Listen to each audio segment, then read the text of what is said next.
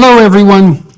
I'm going to read to you today a piece I wrote for the Telegraph in the UK. I'm reading it because sometimes, rather than speaking spontaneously, it's necessary for me to craft my words with as much care as I can manage, especially when dealing with things that are pushing the limits of my conceptual ability, let's say. Writing is the deepest form of thinking, and sometimes I need to rely on it. And so that's why I'm reading it. Now, the next issue is how I'm going to read it. So I've written a number of these news pieces, let's say, commentaries recently, and people have objected, some people have objected to my tone. I'm often dealing with things that I would say frighten me to take on to some degree. They're big issues and they're contentious, and so a handy source of impetus and power, motive power in such situations, is to harness a certain degree of outrage and anger. That also fuels my spirit, I suppose, in some sense. When I'm writing these articles, it would be easier in many ways just to sit on the couch and read a Stephen King novel, but I have to get up the energy. And maybe I do that by relying to an untenable degree on wrath, which is a cardinal sin in some regards. Now, it's not like there's not things that are worth being irritable about, but I thought what I would do today as an experiment is to attempt to read this in the most calm and understanding manner that I can, despite its rather pointed message. And so I'm trying to get the tone right, and I'm paying attention to the feedback I'm getting from friend and foe alike, let's say, and modifying my approach as a consequence. And so this is an attempt to modify it yet again in the hopes of attaining something better. And here we go. Deloitte is the largest professional service network in the world, headquartered in London. It is also one of the big four global accounting companies, offering audit, consulting, risk advisory, tax, and legal services to corporate clients. With 250,000 professionals operating on those fronts worldwide, and as the third largest privately owned company in the US, Deloitte is a behemoth with numerous and far-reaching tentacles. In short, it's an entity we should all know about, not least because such enterprises no longer limit themselves to their proper bailiwick, profit-centered business strategizing, say, but, consciously or not, have assumed the role as counselors to globalists whose policies have sparked considerable unrest around the world. If you're seeking the cause of the Dutch agriculture and fisheries protests, the Canadian trucker convoy, or before that, the rise of the so-called Yellow Jackets in France, the farmer rebellion in India a few years ago, the recent catastrophic collapse of Sri Lanka, or the energy crisis in Europe and Australia, you can instruct yourself by the recent pronouncements from Deloitte. While not directly responsible, they offer an insight into the elite groupthink that has triggered these events, into the cabal of centralizing globalist utopians operating in the media, corporate, and government fronts, wielding a nightmarish vision of environmental apocalypse. Outlandish claims. In May of this year, Deloitte released a clarion call to precipitous action, trumpeting the climate emergency that currently confronts us, called The Turning Point, a Global Summary. It is a stellar example of the kind of thinking characteristic of the European Union's bureaucratic overreach that generated Brexit, a very good decision on the part of the Brits, in my view, and one that is now threatening the very survival of that self-same EU.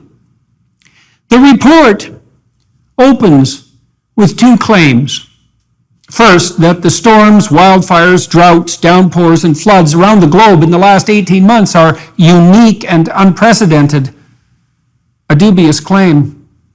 And implicitly, that the science is now at a point where we can say, without doubt, that experts can and must model the entire ecology and economy of the planet, and that we must modify everyone's behavior moving forward by hook or by crook to avoid what would otherwise be the most expensive environmental and social catastrophe in history. The Deloitte models posit that climate impacts could affect global economic output and offer the following figures that unchecked climate change will cost us. $178 trillion over the next 50 years. That's $25,000 per person, to put it in human terms. Who dares deny such facts, stated so mathematically, so precisely, so scientifically? Let's update Mark Twain's famous dictum.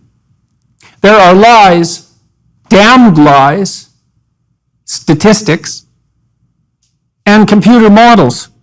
Computer model does not mean data, and even data does not mean fact or real world.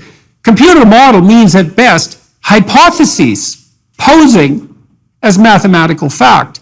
No real scientist ever says, follow the science. Yet, this is exactly what bodies such as the EU consistently pronounce, pushing for collectivist solutions that often and inevitably do more harm than good. Solutions in sovereignty.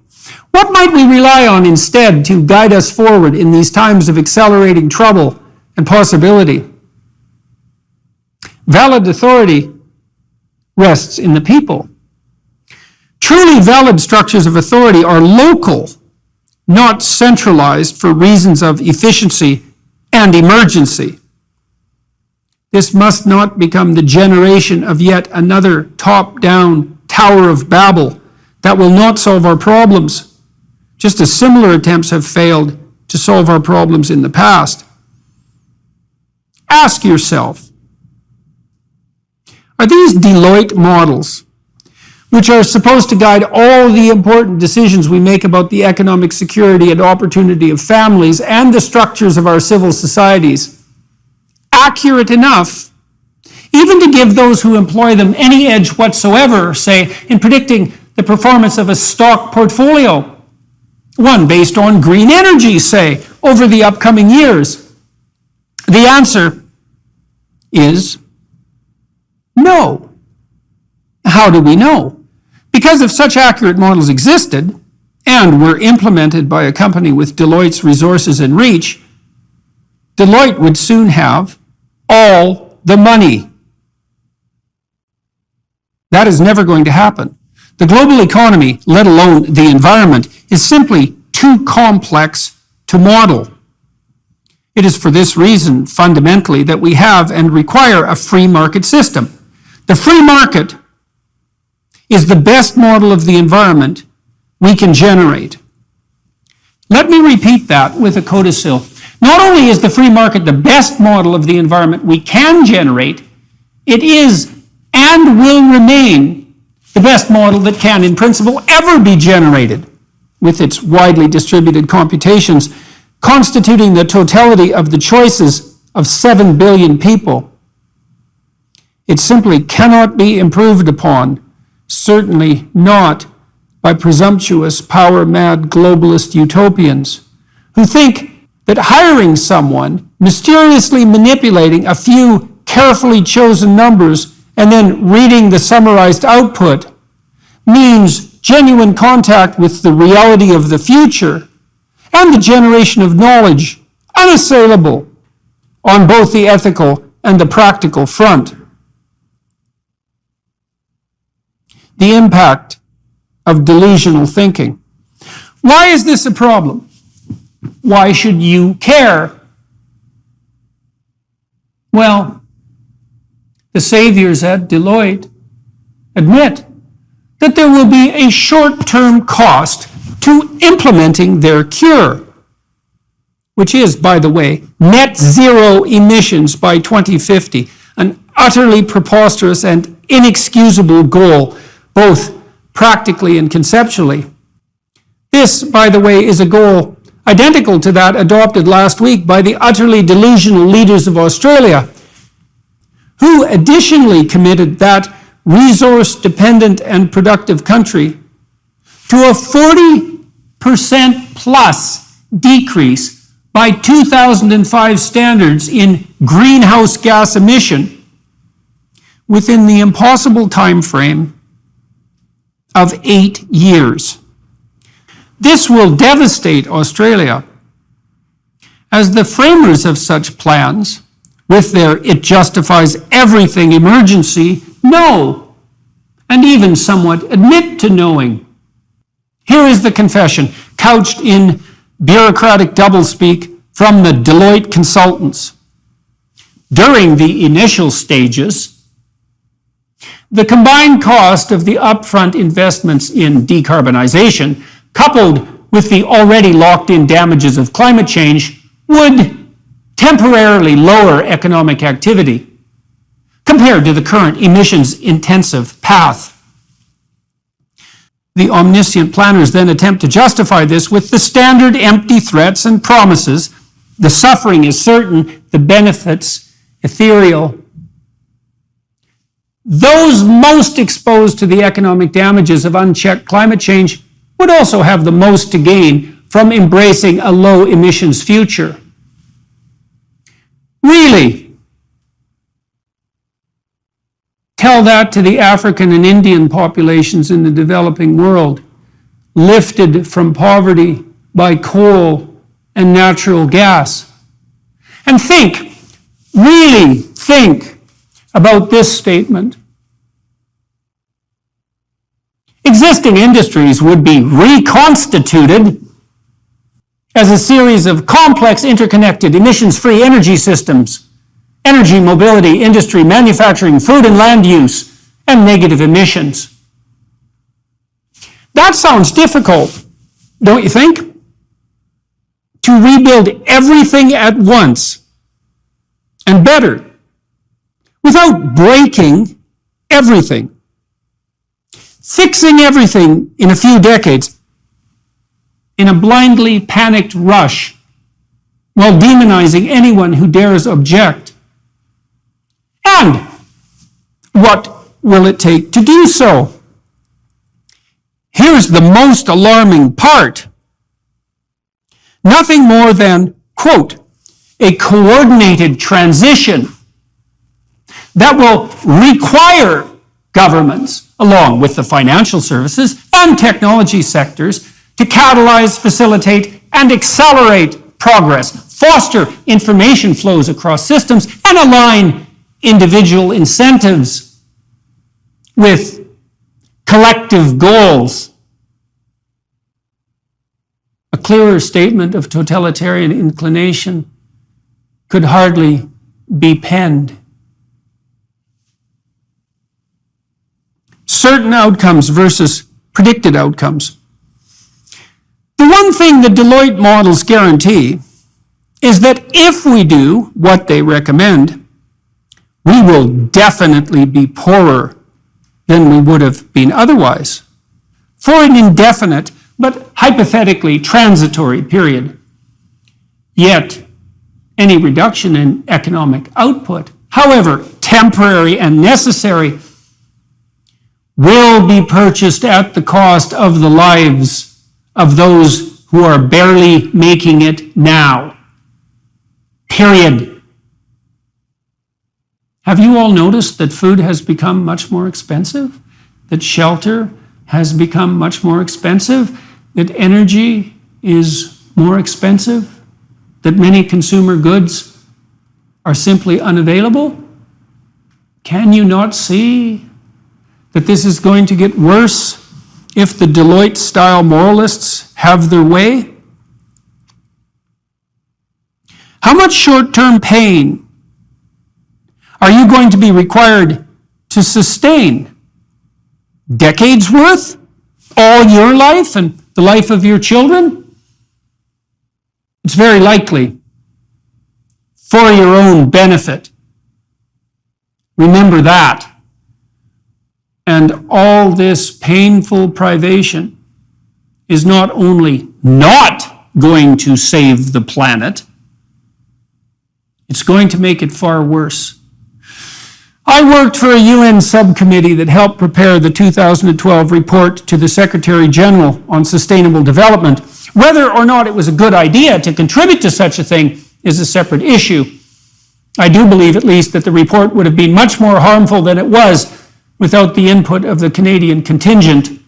We scrubbed away several layers of globalist utopianism and Cold War era conceptualization and cynicism. That was something. I garnered a key and crucial insight from the several years' work devoted to my contribution.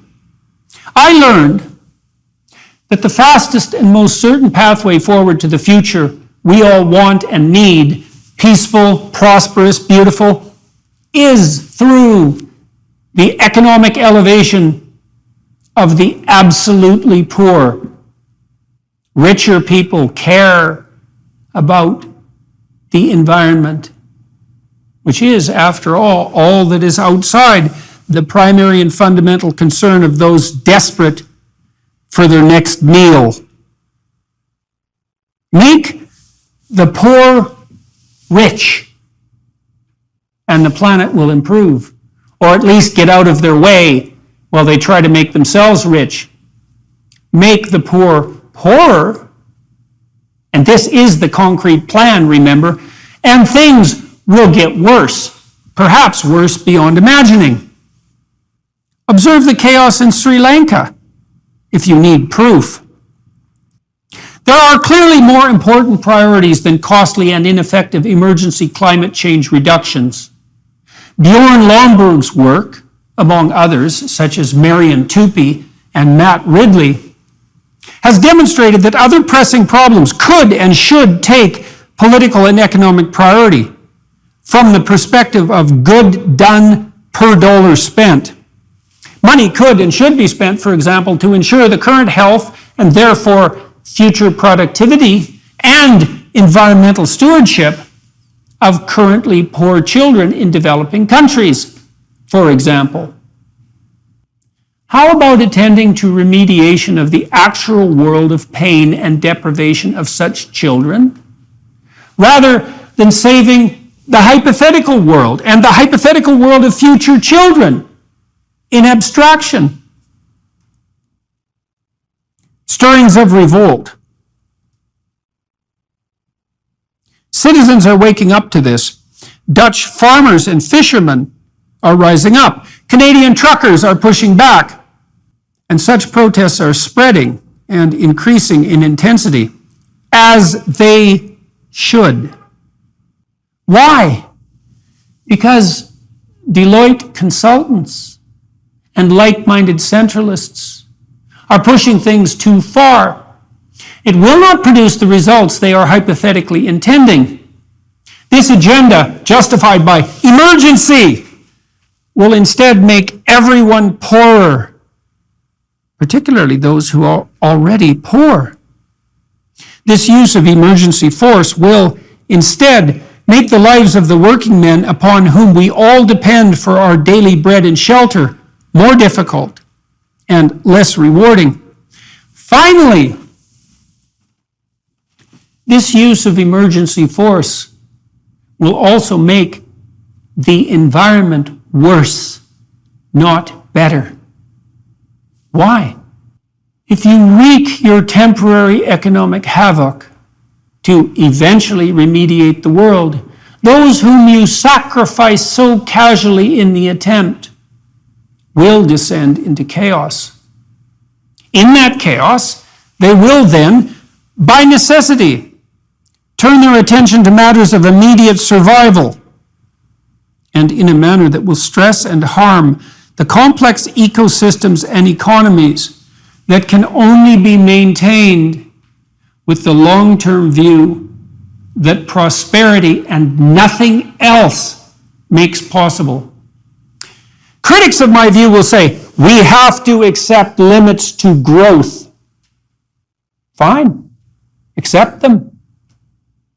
Personally, abandon your position of planet-devouring wealthy privilege. Join an ascetic order. Graze with the cattle. Or, if that's too much, and it probably is, then purchase an electric car, if you want one, but no diesel-powered emergency backup vehicle or electric power generator for you. Buy some stock in Tesla. That's probably the best bet on that front. But you don't approve of the likes of Elon Musk, do you? Stop flying. Stop driving, for that matter. Get on your bike instead in your three-piece business suit. In the winter, if you dare, I'll splash you with icy and salty slush as I drive by in my evil but warm Ford Bronco SUV and help you derive the consequent delicate pleasure of your own narcissistic martyrdom. Save the planet with your own choices, but quit demanding that the rest of us blindly follow your diktats. Quit demonizing and castigating us merely because we don't just happily cede to you all the extant power. We're not evil just because.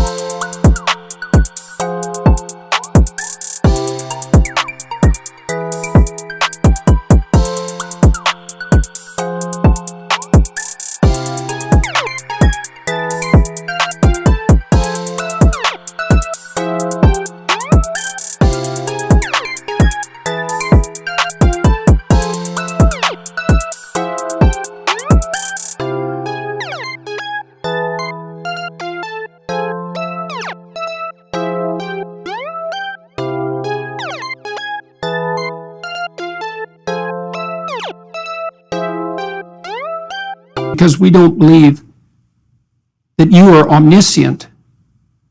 We're not evil just because we don't want you to assume omnipotence and omnipresence too. There is simply no pathway forward to the green and equitable utopia that necessitates the further impoverishment of the already poor, the compulsion of the working class, or the sacrifice of economic security and opportunity on the food, energy, and housing front. There is simply no pathway forward to the global utopia you hypothetically value that is dependent on force. And even if there was, what gives you the right to enforce your demands on other sovereign citizens equal in value to you? An alternative solution. A better way forward would be to prioritize the problems that beset all of us on this still green, functional, and increasingly abundant planet, with the requisite focus and attention demanded of a true political class elected by the people, capable of and willing to look at everything, trying to fix where necessary, trying to maintain as much freedom and autonomy as possible, and stop simply capitalizing narcissistically on the mere appearance of action, knowledge, and virtue. We should obtain true cooperative consent from those affected, farmers, truckers, working class people, who have turned in irritated desperation to figures such as Trump, and work with them rather than forbidding them with your power or improving them so they will be finally worthy of your time and attention. Help replace dirty energy with clean if you must, but do it on your own dime. And make sure that the results are cheap and plentiful if you want to help the poor and the planet. The warning bells are ringing. Listen to them before they turn into sirens. We will not advance without resistance through the straits of your enforced privation. We will not allow you to steal and destroy the energy that makes our lives bearable and that produces our food and shelter and housing and the sporadic delights of modern life just to address your existential terror, particularly when it will fail to do so in any case. We will not allow our children to be criticized first for having the temerity to merely exist, and then deprived of the prosperous and opportunity-rich future we strived so hard to prepare for them. We remain unconvinced that your frightened and self-congratulatory moralizing and intellectual pretension, ignorance of the limits of statistics, and misuse of arithmetic. We do not believe, finally, and most absolutely, that your declared emergency and the panic you sow because of it means that you should now be ceded all necessary authority.